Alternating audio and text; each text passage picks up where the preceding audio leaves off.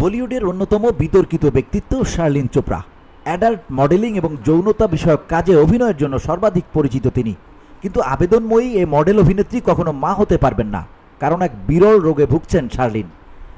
এর কারণে কোনোদিনও সন্তান ধারণ করতে পারবেন না তিনি।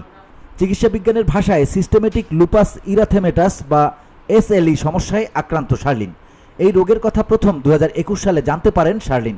এক ধরনের অটো ইমিউন রোগ এটি, যার ফলে শার্লিনের কিডনি বিকল হয়ে পড়েছিল। এই রোগের কোনো চিকিৎসা নেই। শরীরের রোগ প্রতিরোধ ক্ষমতাই একমাত্র পারে একে ঠেকিয়ে রাখতে।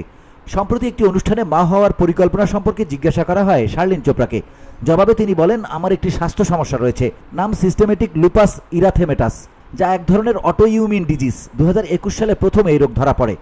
তিনি জানান, এই রোগের কারণে আমি 2021 সালে কিডনি সমস্যার সম্মুখীন হয়েছিলাম। এরপর থেকেই সমস্যা বাড়ে। ডাক্তার আমাকে বলেছিলেন স্বাস্থ্যব্যাধি নিয়ন্ত্রণে রাখতে আমাকে সারা জীবন ওষুধ খেতে হবে। আমি এটি দিনে 3 বার গ্রহণ করি। তারা এও পরামর্শ দিয়েছিল আমার কখনোই অন্তঃসত্ত্বা হওয়ার কথা ভাবা উচিত নয়, কারণ এটি শিশু এবং মা উভয়ের জন্যই প্রাণঘাতী হতে পারে। ডাক্তারদের মতে লুপাসে আক্রান্তরা সুস্থ যৌন জীবন বজায় রাখতে পারলেও গর্ভধারণ তাদের জন্য জীবন ঝুঁকিপূর্ণ হতে পারে। এ কারণে শার্লিন নিজের গর্ভে সন্তানের জন্ম দিতে পারবেন না। তবে শার্লিন মা হতে চান। অন্তত 4-5টি সন্তান দত্তক নেওয়ার পরিকল্পনা রয়েছে তার। নিজের এমন অনুভূতি জানিয়ে তিনি বলেন, আমি বাচ্চা খুব ভালোবাসি। ভারতে মা হওয়ার জন্য কি কি বিকল্প রয়েছে তা খতিয়ে দেখছি। খুব শিগগিরই সবাইকে একটা সুখবর দেব। VOD Bangla news desk.